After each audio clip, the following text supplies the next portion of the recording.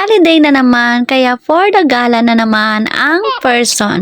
Ayan, ayaw ko nga maging taong bahay ng amo ko. Kaya naman lumabas na ako ng maaga at dito nga inintay ko si Desai sa pill shop at eto na, after 200 hours ay nandito na siya at ayan, kinokontak niya ako pero hindi niya alam na nasa likod niya na ako. Grabe na kasi ang amats ng cellphone ko kaya naman hindi ako makareply agad sa kanya. Kaya naman hinanap ko na lang siya dito sa Philippine Shop at bago nga kami romampa ay kakain muna kami ng lunch dito sa Philippine Shop. Wala nga kami exact or pinag-usapan kung saan kami pupunta ngayon at dito na nga lang maghahanap kami sa Facebook kung saan magandang pumunta. At nakita ko nga yung kapareho ng Dalsius ko at ayun pala yung halaga, no, nasa 400.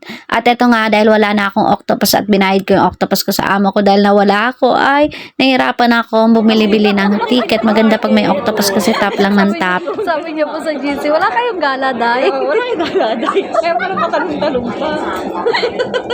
At yun nga, hinahanap nga kami ni Sis IG kasi bigla siyang nag-day off, ayun. So surprise niya sana kami dun sa Philippine Shop pero hindi niya na kami naabutan. Kaya naman siya ang na-surprise na nandito na kami sa Tinshuwai. Dito na nga lang namin siya hihintayin sa exit A dito sa MTR ng Tinshuwai at saka naman kami pupunta ng Wetland.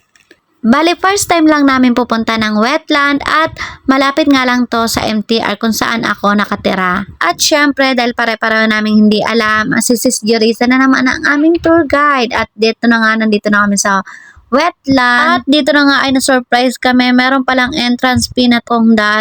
At yun nga, akala namin makakatipid kami. Pero nandito na kami, kaya naman no choice na. Buti na lang, sakto pa yung baon kong pera. Kung hindi, mapapautang talaga ako sa kanila. Hindi pwedeng iwanan nila ako, Charis. Ano siya, no? Parang may maligam-gam siya. Ay, siyang merong linamnam nung...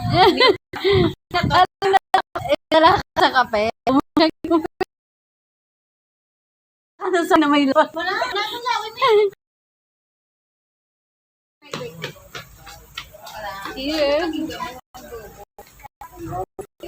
Meron sila pang support community. So, tingnan mo. No.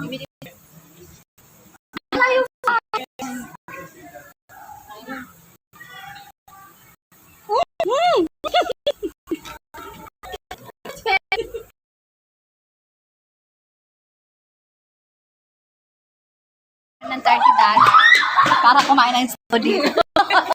Yung isa na halagang $50 dito. Tsaka, syempre na may pero Bago kami tuluyang pumasok sa loob ng Wetland, ay nag-picture-picture muna kami dito sa bandang entrance.